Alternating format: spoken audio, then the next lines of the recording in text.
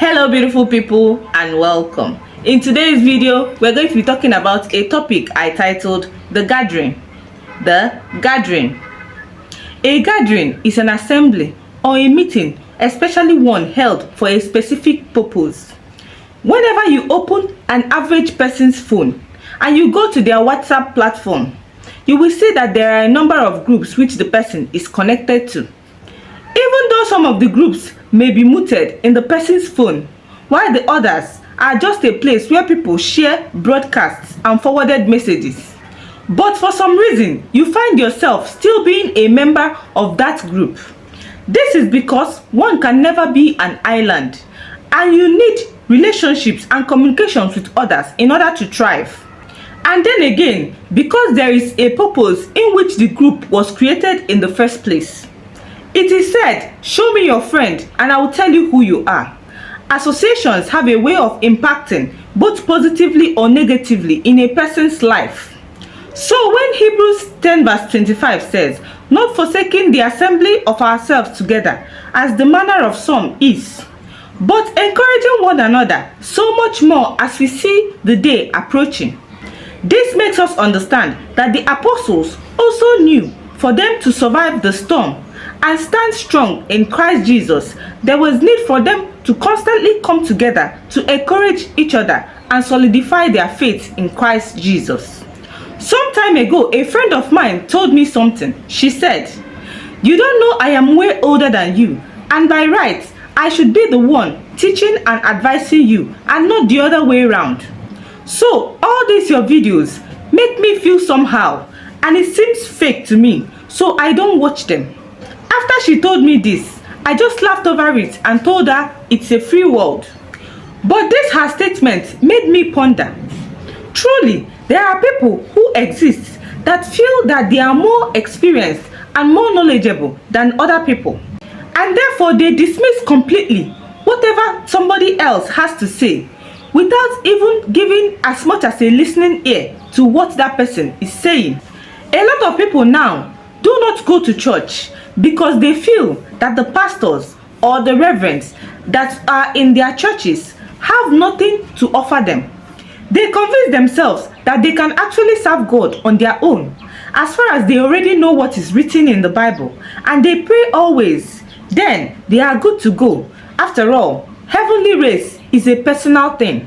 To be honest, I don't really blame them, because a lot of people have experienced terrible things in the hands of the so-called men of God that they actually decide to stay on their own with their God rather than listening to any other man of God. But they seem to forget that these men of God are also capable of falling. So the gathering of the brethren is not a place where we eulogize a particular person, but a place where we fellowship together under one roof.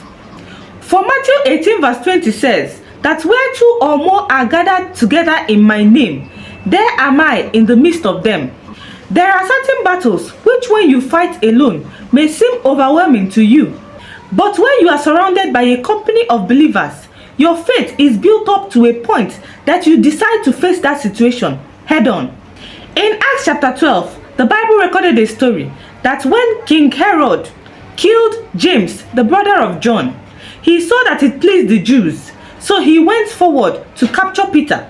So he put Peter in a prison with the intention of bringing him in front of the people after Passover.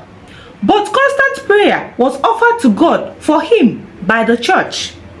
And when Herod was about to bring him out, that night Peter was sleeping, bound with two chains between two soldiers.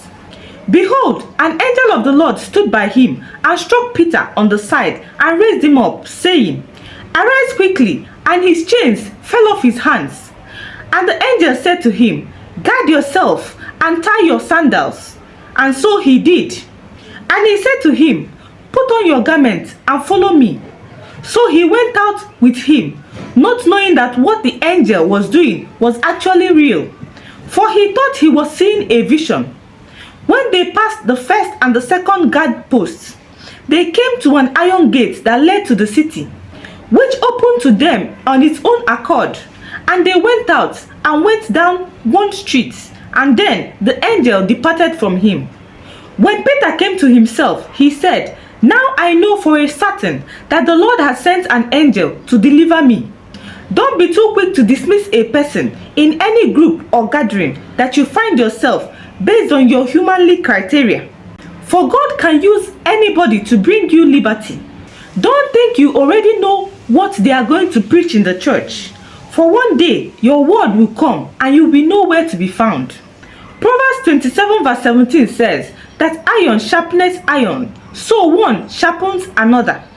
Thinking that you can survive your Christian journey by yourself alone is more like a suicide mission. Did you not hear that by strength shall no man prevail? Align yourself with a church or a fellowship that your spirit agrees with and build your faith more in Christ Jesus. Thank God for the internet. Now you can join online to programs which are happening very far away from you. Be willing to sit down and learn from others in order to gain mastery and stature in your walk with God. If you made it to the end of this video, kindly like, share and subscribe for more videos. Thank you so much for watching and have a blessed day. Bye.